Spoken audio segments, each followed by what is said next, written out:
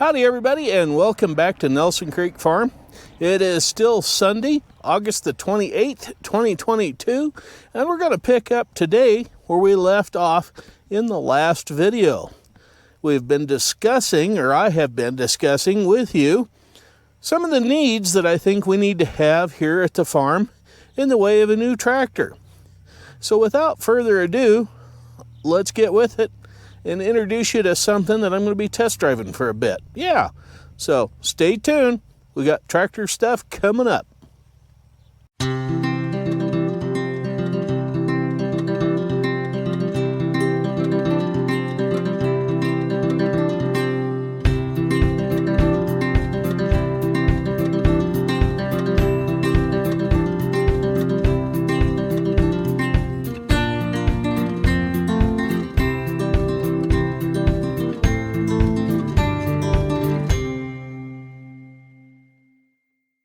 That's a nice looking machine though. It really is.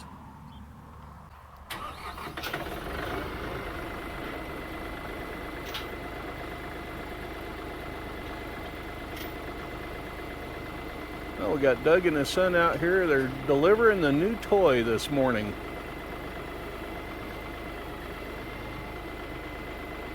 Notice how high up that rototiller lifted on the back end of that thing? That's a heck of a lot more height than Stinky could ever do.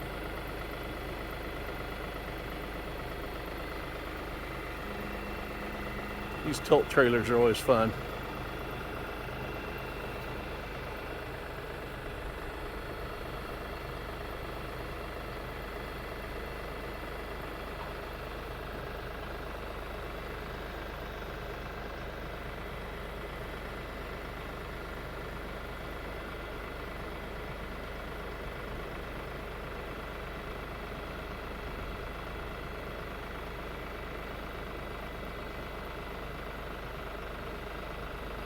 Now, one thing about it, if I ever haul this thing anywhere, I'm going to put it on backwards, just in case the doors pop open, the wind will catch them and rip them right off if you aren't careful with it. So I think I'll load it backwards, but where Doug's delivering this, it's on his rig. Well, this is the new tractor, folks. It is a LS brand that makes a lot of them for the New Holland company. It is also a company that makes other tractors for Claas and the under 50 range for them, and Case IH.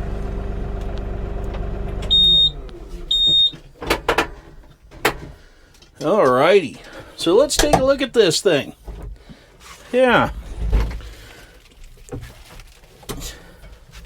Watch an old fat guy try to get out of a tractor, watch me fall flat on my butt. I'm just getting used to getting in and out of a cab, so pardon me if I look a little awkward. But this is what we're looking at picking up here at the farm. Reason being, it is less money than the other blue tractor, which is the same thing, just hood's different and the decals are different. And yeah, made by a company that's making thousands of these things every year. My initial comment about it sure is a nice looking machine. When Doug from Boseger Tractor and Repair showed up with it and his son to unload it, it still stands true, although it's a little dusty now. It sat outside for a little bit and I've played with it a little, driving it around here in the driveway. Here's the name of the company if anybody's interested. It's on South Locust in Twin Falls. And yeah, Doug is quite the guy. He's not only the company owner, but he's also the delivery driver, the chief mechanic, the chief accountant, the chief salesman, head bottle washer, and whatever else. Yeah, but the guy believes in handshake agreement. Well, first up, let's talk about the cab. That was one of the more important things that was on the top of my list. It has a pair nice rear view mirrors so I can see what's going on behind me, whether it be implement or down the road, which I'm not going to be doing, but it'd be checking on implements. It's got some nice front work lights and turn signals and hazard lights if I need them, should I ever be out on the road. Huge glass all the way around on this thing. There's a door on both sides of this cab, although I think this side would be a little difficult getting in and out of because it has the hydrostatic pedals down here. Plus it has the joystick control right there kind of in the way. But in an emergency, a good way to get out. The little quarter windows right here, they pop open for some good ventilation. The rear window pops open for ventilation. Plus, we've got a rear window wiper and a washer fluid squirter. Got a nice rear window right here, right above the remote hydraulic setup and the top link deal, so you can see what you're hooking up down here. Well, let's get up into this cab here and check it out, because that is the most important thing in my mind, or at least at the top of the list of some of the creature comforts that I would like to have. Things are a little crowded, what with the foot brake pedals being right here in the doorway on the driver's side of the machine, or left side. And right down here, this is a lever for the four-wheel drive to engage it. When it's up, it's in two-wheel drive mode. And this is a differential lock. I don't know if you can read it across there, but it has a real nice grommer seat in it for a little bit of cushion. Up here is the PTO engagement. Depending on which way you flip it, you can have rear PTO or mid PTO. Yeah, we don't have a mid PTO set up in this thing, so it'll always be back in the rear PTO range. Now later on, should I decide I need a belly mower or a front loader mounted snow blower or whatever, I can have that mid PTO added at a later time, and that will change a little bit in its layout and configuration on that lever. The one thing I got to remember about this tractor is not to grab that hydraulic cylinder that holds the door and use it as a handle to get in and out of the cab. I told Doug I was going to give an honest review on this machine, and that's exactly what I'm going to do. So my first impression is that, as long as I remember not to grab it, I'm good. But reality-wise, there should be a grab handle out here somewhere to help people get in that are a little arthritic like me. And that hydraulic cylinder should be up here, out of the way, up here. That little gray lever right there, you lift it up, and the seat back will tip and rock back. It was laid back a little bit. I prefer to sit up a little bit more, so I've adjusted it so it's more straight up and down. This tractor does come with armrests that are adjustable for height, up this way or down. That's what this round wheel does right here. It's attached to something like an all-thread shaft with a nut on it that adjusts these, like I say, and holds them in position. Doubt I will be using those much, other than maybe the right one to rest my arm on when I'm running the joystick for the front end loader. When I'm up in the cab, let's shut the door, reach down here, turn on the key. You guys can watch all the blinky lights. Yeah, it looks kind of like a Star Trek spaceship. Oh, we can't have that on. I don't know why it keeps turning on, but it does. Anyway, let's fire this puppy up.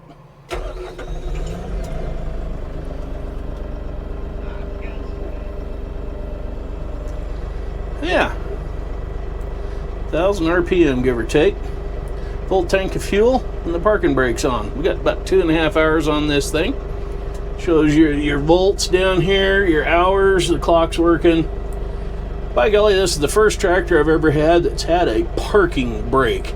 Yeah, now, this particular machine is running because it has... Oh, let me get up here and show you this first.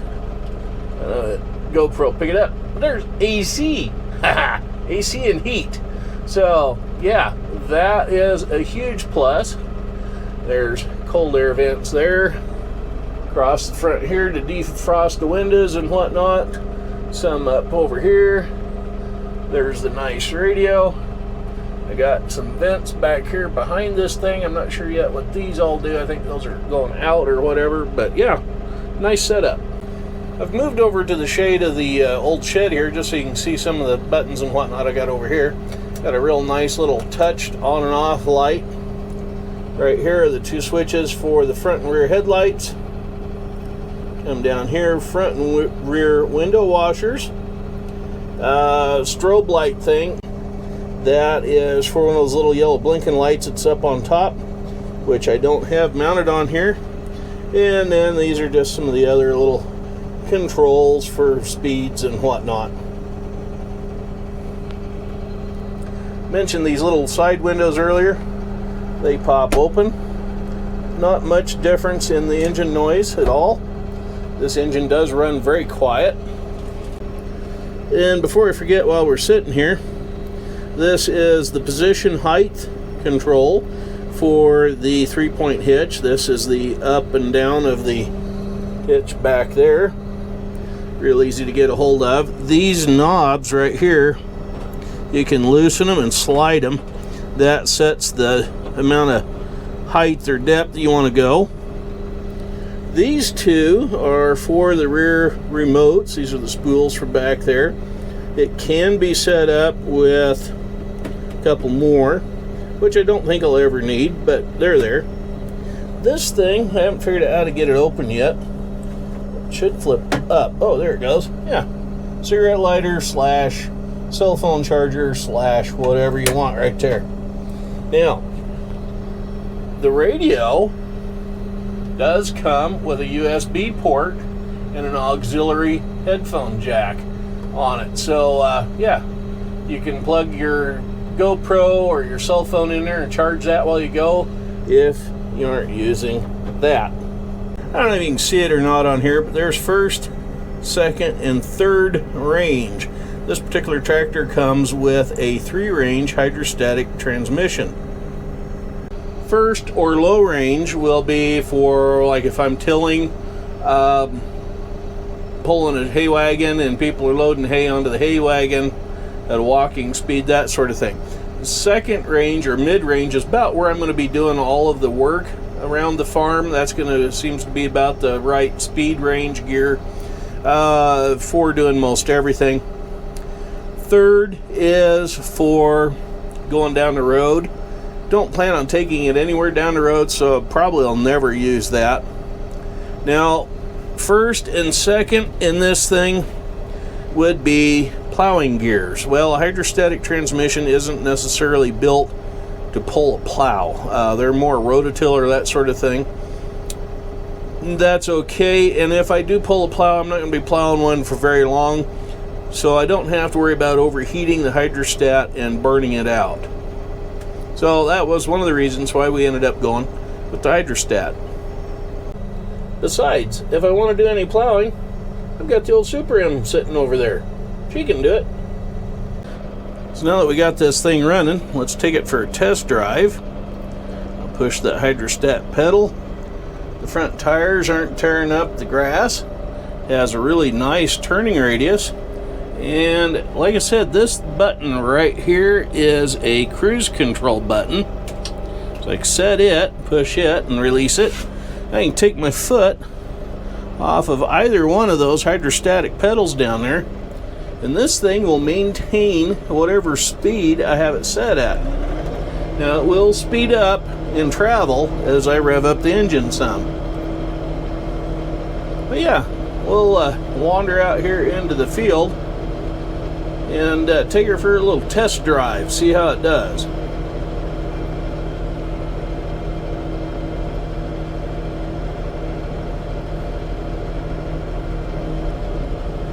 Gosh, this thing is quiet. It is comfortable to drive. And with that cruise control, I can stretch out my bum leg with the bum knee up over those pedals, and we can still keep on going. Yeah. So I like that. Well, I'm going to get out of the cab, turn off the engine and whatnot, and yeah, we'll go do a walk around and see what the rest of the tractor's about. Now this tractor does come with a 6-foot wide bucket on it. I believe it's 6 foot anyway. Plus, and I'll probably buy it, it does have a reinforced blade edge on the front end of the loader bucket here, but there's also a set of holes, and that's for an extra plate that goes on there that's tapered to cut with. So I think I would rather have something I can bolt on and off to scrape along on the ground if I'm moving snow or whatever, and tear up something that is replaceable instead of this front part of the bucket that I do have. This bucket is a skid steer style bucket, so all you have to do is pull up on these levers. The thing detaches, you set it just right, you can roll out of the bucket. Then all you have is this plate that goes across, and you leave the bucket behind. Now, one thing Doug did do for me was he welded on a pair of hooks for chains. Now the reason for those hooks is so I can pick up something with the front end loader. Now the loader only has about an 1,800 pound load capacity. Could have got a little bit more, I'm sure, on a bigger tractor that would have lifted like an entire pallet of wood pellets for the pellet stove this winter. But I don't mind pulling 2 layers off the top of a pallet to be able to pick it up with, say, some pallet forks in this thing and move it around. Yeah, those bags only weigh 40 pounds a piece, so it's about 200 pounds a layer. So yeah, we could pull some off the top of it and move it around with this loader and be just fine. Now this loader is a quick attach loader. You literally pull a pin after you drop the feet that are up here on the underside of this front arm. They swing down, you roll the bucket forward. This thing drops right off of the framework. Then all you have to do is unplug all of the hydraulic hoses and cap them, and you're done. I haven't got ambitious enough yet to try that, but one of these days we may pull the loader off of it and park it somewhere for a while. And if we do that, then we'll take off the counterweight off the rear end of the tractor. And what I mean by counterweight is this nice 5-foot rototiller. Okay, so I had a brain fart. 60 inches is 5 foot, but it's a 6 foot, because that should be 6.0. Yeah, or something like that. But anyway, we got a nice, very well built gear drive, PTO powered rototiller to till up the garden spaces with it. This is a gear drive machine, not a chain drive, and it does have oil on it. Oil bath gearbox. It has adjustable height skid shoes on here, so you can tell at whatever depth you need to go. Plus it has some really cool little flip down feet for when you take it off of the tractor. You just pull out this top pin right here, flip the foot down, put the pin back in, you're good to go. I won't bore you with all the details of this tractor, but it does come with the adjustable lift links and arm ends here. You flip this down, this thing comes back, slides around so you can hook it up into the pins easier. It does come with the pin style stabilizer bars to keep these lift arms from swaying from one side to the other if you need it to be that way. Tucked down under here and turned around backwards is actually a real honest to goodness drawbar. So if I ever wanted to pull like the old disc or something, I can pull that little silver shiny pin up out of there, pull that drawbar out, flip it around, put it back in, put the pin in, and there'll be a hole right there I can hook a clevis to. Now we already looked at this end under here once for the cab mounts, which are rubber bushing, which gives a fairly decent ride. But all that rear axle there is cast steel, unlike some of those little green buggers. Yeah. Green, or was it the orange ones? Anyway, you got to be real careful because some of those rear ends are cast aluminum to handle the heat, and they break real easy. In fact, Doug told me that in his repair service line, he's had to weld together some of those more than once. Another thing that I love that I'd made a mention of is this little lever right here. So if I keep my feet back out of the way, move that lever, you can drop the 3-point hitch. So yeah, pull that up, lift comes up, push it down, lift goes down, and that works. If you watch right here, if I move this lever here, it moves that one right there in the cab. It does come with the standard top link holder, and that right there is the rear window washer fluid bottle. I'm also have been impressed with how beefy this front axle is made. Yeah, that's a pretty tough hunk of steel right there with the gearbox in it and everything to run the front wheels. Also has a forward-facing exhaust with a heat shield under it.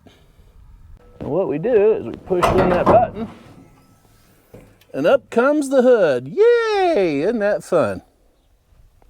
If any of you have been following any of these new little tractors, you know that they're putting the battery down here in front so you can service it if you need to. They also have the air cleaner up here right in front so you can pop the end out and change that. There is a screen that comes out here in front of the radiator that needs to be cleaned every once in a while. The loader must be up to get that out. There's a little wing nut thing right here you undo and the thing slides out. So yeah, that's the only kind of a trick with having this with a loader on it. Of course, you got your radiator right there. And then we have this silver thing right there, which I'm not going to touch because I'm sure it's hot. That is a diesel particulate filter. This particular tractor does not require any of that blue DEF fluid. No, it doesn't. It just squirts a little bit of diesel in there every so often, gets it good and hot, burns all the carbon out of it, which just puts more carbon out the tailpipe, which is a stupid idea, but you know, they say it meets EPA emission requirements, so there it is. And for the one thing that's absolutely going to drive my son nuts is a turbocharged diesel engine. Well, guess what, Skylar? Right down in here, that is the turbo for this thing. That's my hand. Yeah, a little bitty guy. But yeah, well, that is a turbocharger for this little diesel engine. Anyway, as always, if you would hit that little red thing right down there that says subscribe on it, yeah, you know, right out there, I'd appreciate it. Click on the little bell icon next to it, or if you would, and the word all, that way you can get notified every time I come out with a new video. Sorry to say, some of them are boring, but now that we have a shiny new big blue tractor, we're going to be doing a lot more field work because I'll be home when the weather's bad, but I can be in a cab doing it. So anyway, I'm Farmer Dave. Y'all be careful out there, and until we meet again, y'all have a good one. Stay safe and stay tuned. Catch up with you later. Bye-bye now.